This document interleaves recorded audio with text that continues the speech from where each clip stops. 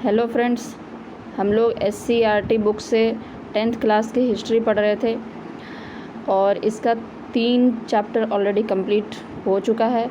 आज हम लोग 4th चैप्टर देख रहे हैं और इसका पार्ट 1 है भारत में राष्ट्रवाद। चौथा चैप्टर क्या है? भारत में राष्ट्रवाद।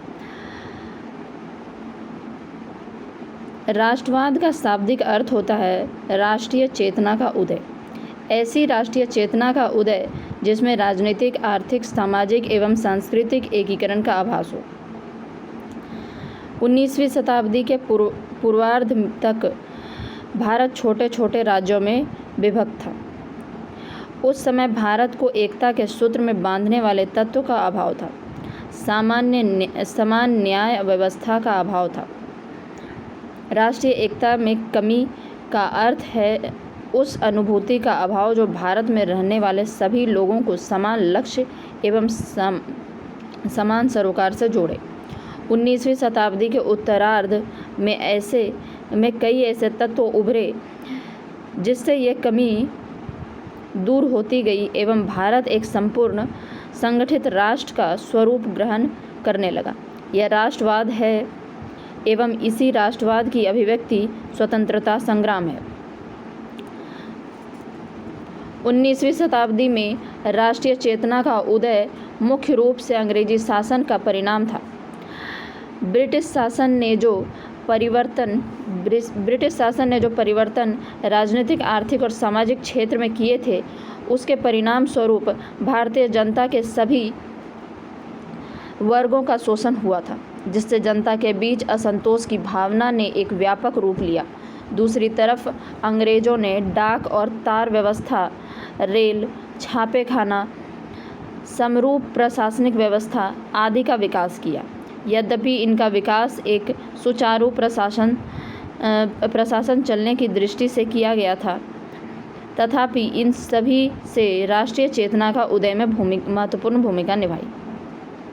तो अभी तक हम लोग यूरोप का राष्ट्रवाद और हिंद चीन का राष्ट्रवाद देख चुके हैं। ठीक है, पहला चैप्टर यूरोप का राष्ट्रवाद था और तीसरा चैप्टर जो था वो हिंद चीन का राष्ट्रवाद था। तो वो चैप्टर अगर आप लोग देखे होंगे तो आपको पता होगा कि राष्ट्रवाद क्या है। तो राष्ट्रवाद क्या है? यह एक राष्ट्रीय चेतना है जिसमें इसका उदय तब होता है जब राजनीतिक, आर्थिक, सामाजिक, सांस्कृतिक एकीकरण का आभास हो। कुछ क्षेत्र में रहने वाले लोगों को ऐसा लगे कि हमारा जो राजनीतिक, आर्थिक, सामाजिक, सांस्कृतिक जो हित है वह हम सभी का एक जैसा है। तो उन लोगों को यह आभास होता है कि हम लोग एक हैं, तब यह राष्ट्रीयता का विकास होता है। 19वीं शताब्दी के पूर्वार्ध तक भारत छोटे छोटे राज्यों में विभक्त था। तो जब हम लोग 19वीं शताब्दी के पूर्वार्ध देखते हैं, 19वीं सदी के पूर्वार्ध मतलब होता है कि 1800 से लेकर 1850 तक। 19वीं सदी का मतलब है 1800 से लेकर 1850 तक कि जो राज्य था वह छोटे छोटे राज्यों में विभक्त था। जैसे कि हम लोग जानते हैं कि बहुत सारे रियासत थे भारत में, बाद में उसको एक किया गया। उस समय भारत को एकता के सूत्र में बांधने वाले तत्वों का अभाव था, यानी ऐसे तत्व बहुत कम थे जो सभी रियासतों को एक में पिरो सके, एक में बांध सके। समान न्याय व्यवस्था का अभाव था। एक समान न्याय व्यवस्था नहीं थी, सब अलग अलग रियासत है, सब का अपना अपना न्याय व्यवस्था है। राष्ट्रीय एकता में कमी का अर्थ उस अनुभूति का अभाव जो भारत में रहने वाले सभी लोगों को समान लक्ष्य एवं समान सरोकार से जोड़ती है। राष्ट्रीय एकता का मतलब क्या होता है? कोई एक सामान्य लक्ष्य हो, ठीक है, या कोई एक जो एम हो सबका एक हो। इससे क्या होगा? सारे भारतवासी जुड़ जाएंगे। 19वीं शताब्दी के उत्तरार्ध में ऐसे तत्व उभरे जिससे ये कमी दूर होती गई एवं भारत के संपूर्ण संगठित राष्ट्र का स्वरूप ग्रहण करने लगा। यही राष्ट्रवाद है एवं इसी राष्ट्रवाद की अभिव्यक्ति स्वतंत्रता संग्राम है। तो आप देखे होंगे कि 1857 में जो स्वतंत्रता संग्राम हुआ, तो 19वीं शताब्दी के उत्तरार्ध, पूर्वार्ध मतलब होता है 1800 से लेकर 1850 और उत्तरार्ध मतलब होता है 1850 से लेकर 1900 तक। तो उसमें क्या हुआ? आप देखे होंगे कि सन 57 की जो क्रांति हुई उसमें सबका कुछ ना कुछ मतलब कि प्रॉब्लम था और सब लोग इसको महसूस कर रहे थे कि पूरे भारत में कुछ ना कुछ प्रॉब्लम है सबको, चाहे वह किसान हो, बहुत सारे रियासत हो, सबको कुछ न किसी तरीके से अंग्रेज़ों ने प्रताड़ित किया था, उनका शोषण किया था। तो सब लोग मिलकर लड़ाई करना शुरू किए थे। स्वतंत्रता संग्राम उसी की वजह से हुआ।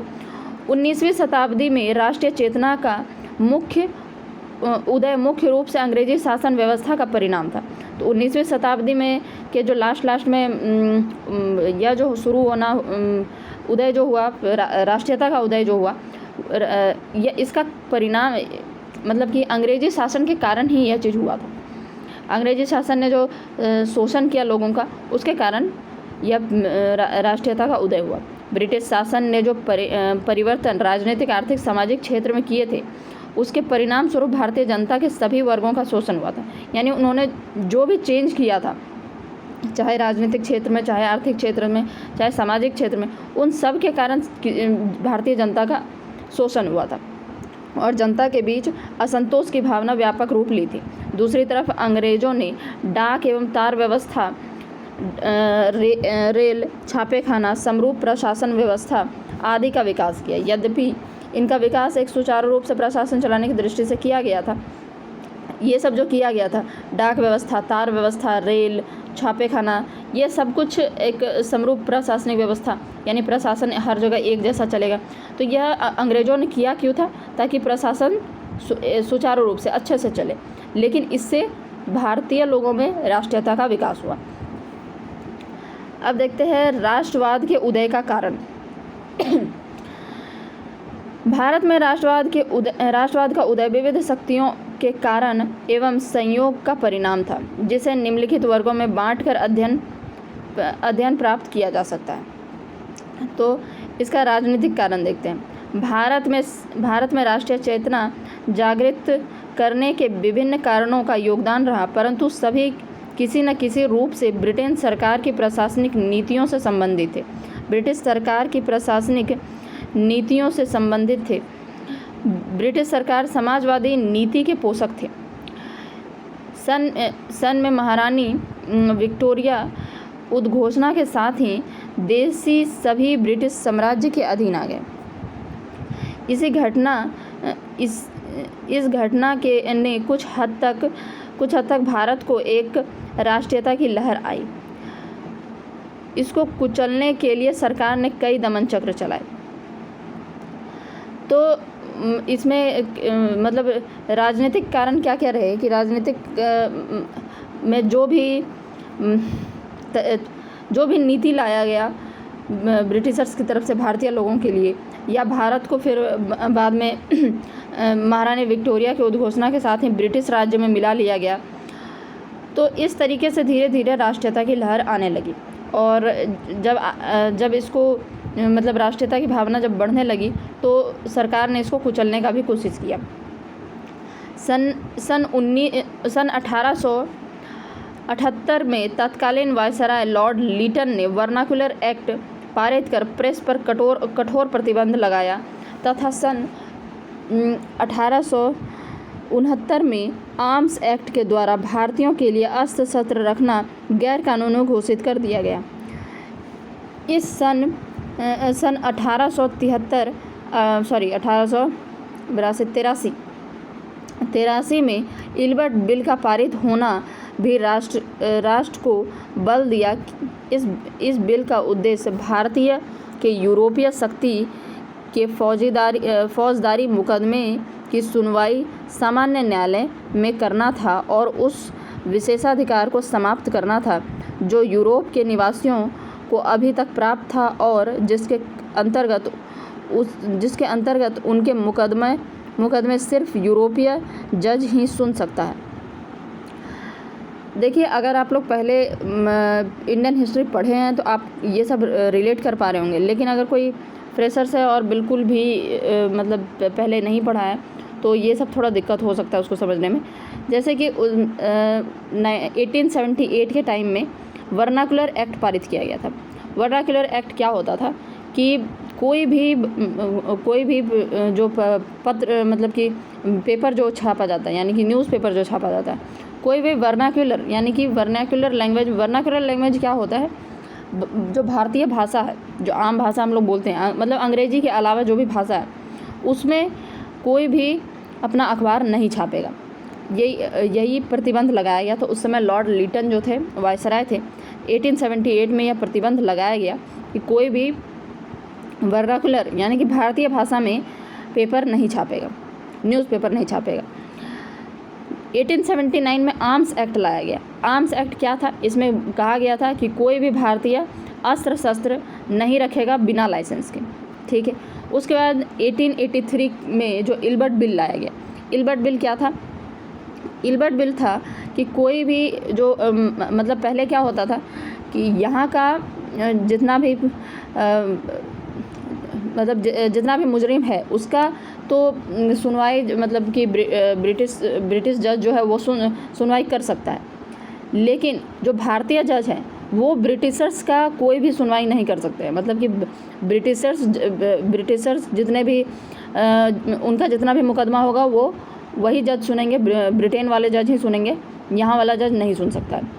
तो इसी को चेंज किया गया कि नहीं, जो भारतीय जज है वो भारत का भी मुकदमा सुनेगा और ब्रिटेन का नहीं, ब्रिटिश लोगों का भी, यहाँ जो भारत में ब्रिटिश लोग रह रहे हैं, अंग्रेज रह रहे हैं, उनका भी मुकदमा सुना जाएगा। इसी को इल्बर्ट बिल कहते हैं। तो इल्बर्ट बिल का पारित होना राष्ट्रकों को बल दिया कि बिल का उद्देश्य भारतीय और यूरोपीय व्यक्तियों के फौजदारी मुकदमे की सुनवाई सामान्य न्यायालय में करना था और उसे विशेषाधिकार समाप्त करना था जो यूरोप निवासियों को अभी तक प्राप्त था, और इसके अंतर्गत उनके मुकदमा सिर्फ यूरोपीय जज ही सुन सकता था।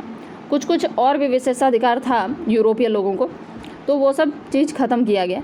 और यहाँ पर लिखा भी गया है कि इसके अंतर्गत मुकदमा सिर्फ यूरोपीय जज ही सुन सकता है। यूरोपीय जनता ने इसका विरोध किया और सरकार ने इस बिल को वापस लेना पड़ा।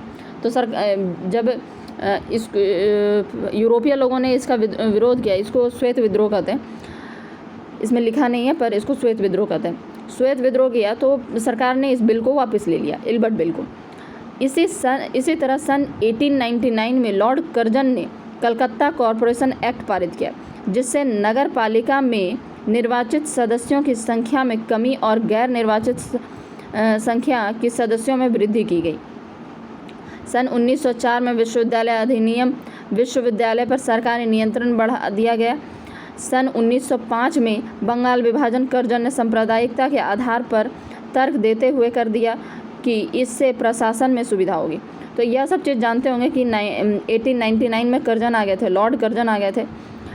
लॉर्ड कर्जन ने कलकत्ता कॉरपोरेशन एक्ट पारित किया था।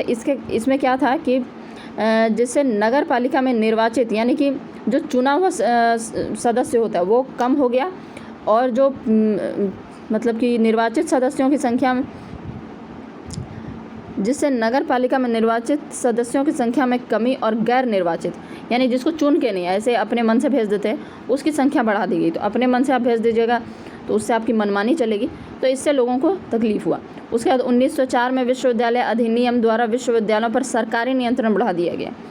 विश्वविद्यालय में भी क्या किया गया? सरकारी नियंत्रण बढ़ा दिया गया।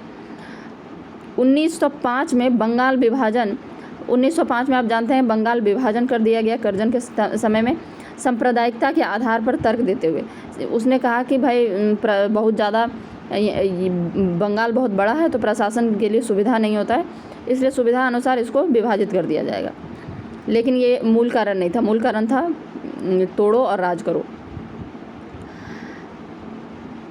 इससे भारतीयों में काफ़ी रोष पैदा हुआ और राष्ट्रवादी भावना बबलती हुई। आगे चलकर 1911 में ब्रिटिश सरकार को इसे रद्द करना पड़ा। तो यह इतना मतलब कि इसका विरोध हुआ बंगाल विभाजन का कि 1911 में जब दिल्ली दरबार लगा था, यानी जॉर्ज पंचम और मेरी जब आए थे यहाँ पर, तो उन्होंने इसको रद्द कर दिया। 1907 में, सन 1907 ईस्वी का देशद्रोही सभा अधिनियम सभाओं पर रोक लगाने के लिए तथा 1910 में इंडियन प्रेस एक्ट उत्तेजित लेख छापने वालों को दंडित करने के लिए पारित किया गया।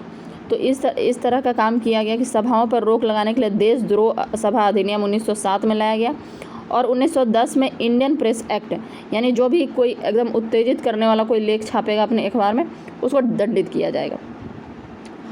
डलहौजी की संरचनात्मक योजना के अंतर्गत भारत में रेलवे, टेलीग्राफ लाइन एवं व्यवस्थित परिवहन व्यवस्था की शुरुआत हुई।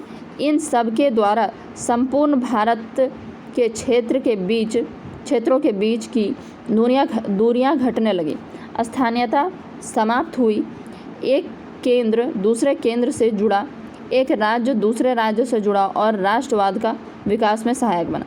तो जैसा कि आप देखें कि रेलवे, टेलीग्राफ लाइन, परिवहन व्यवस्था जब शुरू हुआ तो लोग एक जगह से दूसरे जगह जाने लगे, लोग एक दूसरे से जुड़ने लगे, जो एक ही स्थान पर रहते थे वो अब दूसरे स्थान पर भी जाके रहने लगे, उनके साथ उनकी बातचीत, उनके साथ उनका घुलना मिलना शुरू हो गया और इससे वहाँ के लोगों में राष्ट्रीयता का विकास होने लगा धीरे धीरे। भारत में अंग्रेजी शिक्षा नीति ने राष्ट्रवाद के उदय में महत्वपूर्ण भूमिका निभाई। इससे प्रजातंत्र एवं आधुनिक प्रगति की जानकारी मिली। मानवतावाद, व्यक्तिवाद, यूरोपीय पुनर्जागरण, फ्रांस की राज्य क्रांति एवं अमेरिकी स्वतंत्रता संग्राम की जानकारी मिली। लॉर्ड मोंटेस्क्यू एवं रूसो के विचार से भारतीय प्रभावित हुए। वे अपने उत्तरदायित्व के नवीन कानून से अवगत होकर अधिकार की बात करने लगे। तो पहले भारत में जो शिक्षा दी जाती थी वह थोड़ा सा मतलब दूसरे टाइप का था, अलग टाइप का था। लेकिन जब अंग्रेजी शिक्षा शुरू हुई तो भारत में जब अंग्रेजी शिक्षा नीति आई तो उसमें राष्ट्रवाद का उदय में और मतलब कि महत्वपूर्ण भूमिका निभाई। कैसे? क्योंकि उन लोगों को इस तरह के किताब पढ़ने, जैसे मानवतावाद, व्यक्तिवाद, यूरोपीय पुनर्जागरण, इन सबको पढ़ने का मौका मिला। फ्रांस की क्रांति, अमेरिका के स्वतंत्रता संग्राम, इस तरह का चीज़ पढ़ने का मतलब उन लोगों को मौका मिला। और मोंटेस्क्यू एवं रूसो, इनके बारे में ऑलरेडी पढ़ चुके हैं हम लोग पहले क्लास में। तो उन लोगों के विचारों से भारतीय प्रभावित होने लगे और उनको समझ में आने लगा कि हमारा नया कानून कैसा होना चाहिए, वो किस तरह का होना चाहिए। वो अधिकार की बात करने लगे कि उनका अधिकार क्या है, उनका कर्तव्य क्या है, इस तरह की चीज़ों की बात करने लगे। राजनीतिक कारण हम लोग देख लिए, अब आर्थिक कारण आते हैं।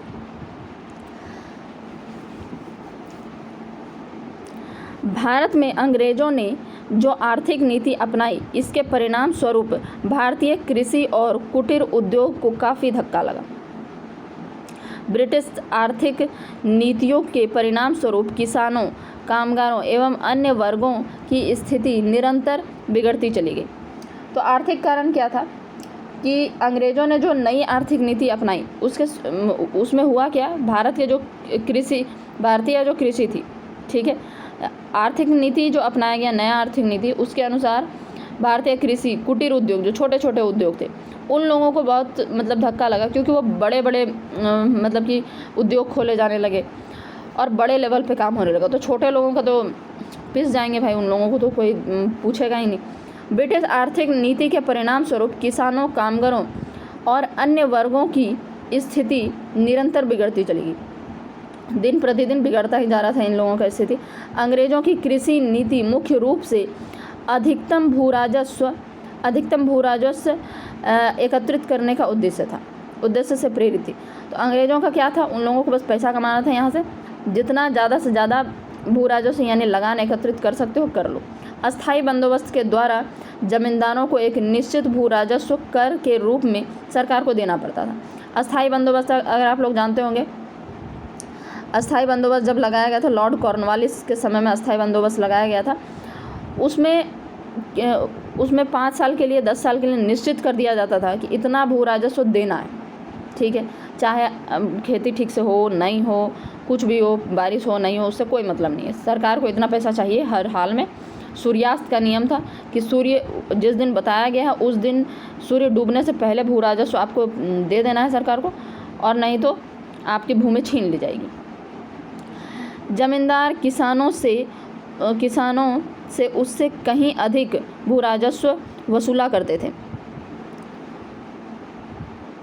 जितना कि उन्हें सरकार को देना होता था। अब सरकार इतना ज़्यादा उन लोगों से ले लेती थी कि किसान के लिए कुछ बचता नहीं, जमींदार के लिए कुछ बचता नहीं था।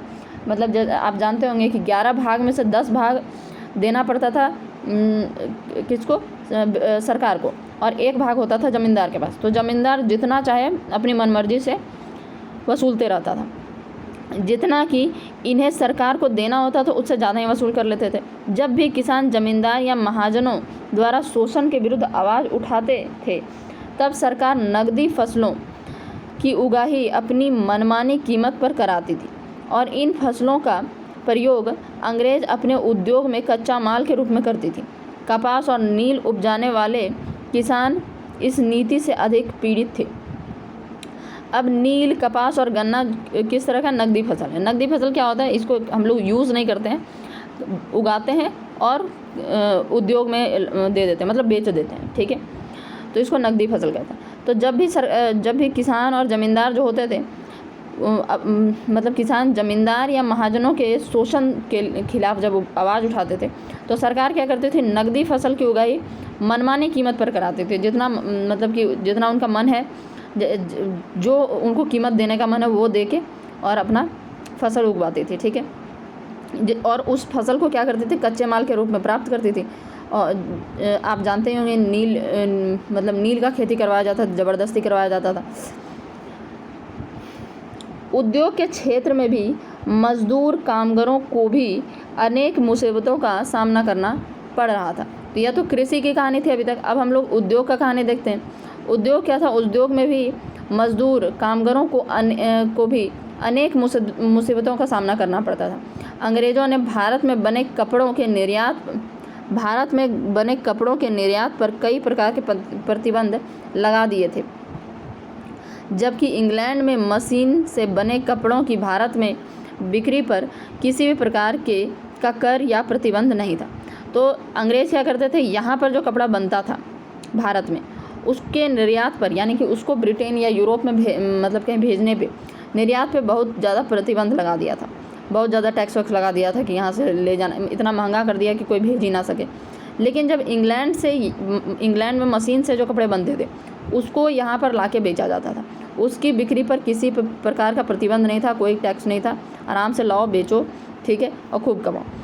यानी कि वहाँ से बना के लाओ, वो फैक्ट्री है और ये क्या है, ये बाज़ार है, यहाँ बाज़ार में आके बेच दो। सरकार द्वारा सन 1882 में सूती वस्त्रों पर से आयात कर हटा लिया गया। अब क्या किया, 1882 में सूती वस्त्र पे से आयात कर बिल्कुल हटा दिया कि कोई आयात कर रहेगा ही नहीं। भारत में मशीन से बने सामान इंग्लैंड से आते थे और यहाँ पर कारखाना लगाया जाने की प्रक्रिया अत्यंत धीमी थी, क्योंकि भारत सरकार में औद्योगिकरण के पक्ष में नहीं था।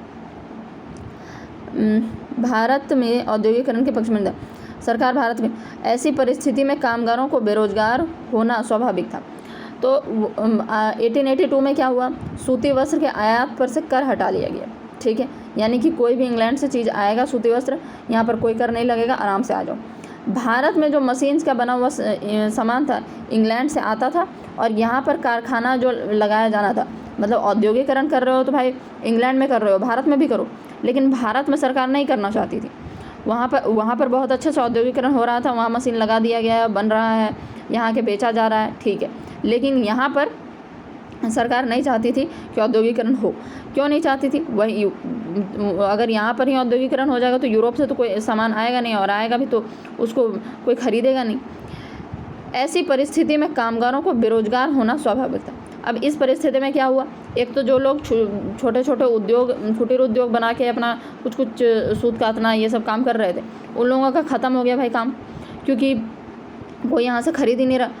और बड़ा बड़ा उद्योग हो गया, अब छोटे लोगों को कोई ले ही नहीं रहा, वो थोक में बना ले रहे हैं और कम दाम में, क्योंकि मशीन से बन रहा है तो कम दाम में बनेगा। यहाँ तो एक ही चीज़ बनाने में बहुत, मतलब जो कुटीर उद्योग वाले एक चीज़ बनाने में उनको टाइम ज़्यादा लग रहा है तो वो ज़्यादा पैसा ले रहे हैं। दूसरा कारण क्या है कि दूसरा कारण ये है कि वहाँ से मशीन से बड़े मशीन से वहाँ से कारखानों से बन के आते हैं सारे सामान और यहाँ पर भारत में बेच दिया जाता है। कृषि और उद्योग के संक्षिप्त विवरण से आपने यह देखा कि भारतीय समाज का प्रत्येक वर्ग अंग्रेजी शासन के अधीन कठिनाइयों का सामना कर रहा है। जनता में असंतोष की भावना एकाएक राष्ट्रीय चेतना को जन्म नहीं देती। वास्तव में यह असंतोष विभिन्न समयों पर विद्रोह के विभिन्न पहलुओं के रूप में उभर कर सामने आया। तो इस तरीके से धीरे धीरे कृषि और उद्योग में भी ना बहुत तरह का शोषण शुरू हो गया। मतलब प्रॉब्लम, कठिनाई, सब परेशान थे। जनता में असंतोष का भावना आना लाजमी था। राष्ट्रीय चेतना को जन्म नहीं देता। वास्तव में यह असंतोष में, तो अब इस तरीके का छोटा छोटा चीज़ से राष्ट्रीय चेतना तो नहीं जन्म लेती है, लेकिन छोटा छोटा विद्रोह होना शुरू, मतलब कि विद्रोह के रूप में सामने आने लगा कि लोग असंतुष्ट हैं, लोग परेशान हैं। जबकि कंपनी का शासन प्रारंभ हुआ तब से लेकर 1857 ईस्वी के विद्रोह तक सैकड़ों विद्रोह हुए और 1857 के बाद विद्रोह की बारंबारता में, जिसमें नील विद्रोह एवं पावना विद्रोह मुख्य है। तो अगर आप इंडियन हिस्ट्री पढ़ेंगे तो आपको पता चलेगा कि बहुत तरह का विद्रोह होते रहा। मतलब कि 1857 तक इतना सारा विद्रोह हुआ। इस तरह का विद्रोह से पता चलता है, छोटे छोटे विद्रोह से, कि लोग बहुत परेशान थे। 1857 के विद्रोह ने इस ओर सोचने को बाध्य कर दिया कि आखिर सफलता के लिए आवश्यक योजना क्या है। भारतीय इस निष्कर्ष पर पहुंच गए कि लक्ष्य की स्पष्टता एवं मजबूत संस्था, परिपक्व नेतृत्व, लड़ाई के तरीके में शुद्धता और सुनियोजित आंदोलन के जरिए स्वतंत्रता प्राप्त की जा सकती है।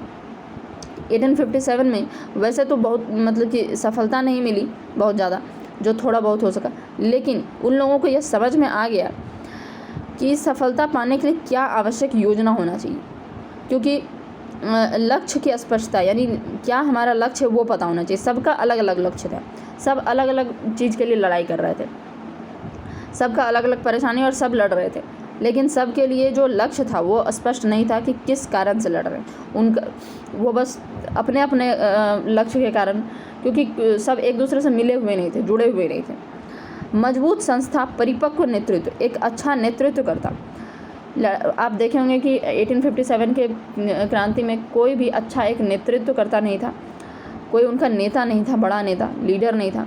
लड़ाई का तरीका कैसा होना चाहिए, सुनियोजित आंदोलन के उन लोगों को पता चल गया कि अगर सब कुछ ठीक ठाक करके एक लक्ष्य, सही लक्ष्य हो, मजबूत संस्था हो, परिपक्व नेतृत्व हो, मतलब नेतृत्व करने वाला कोई अच्छा इंसान हो, ठीक है, लड़ाई का अगर तरीके में शुद्धता हो, तो इस तरीके से एक सुनियोजित आंदोलन के जरिए स्वतंत्रता प्राप्त की जा सकती है, यानी कि इस परेशानी से बाहर निकला जा सकता है।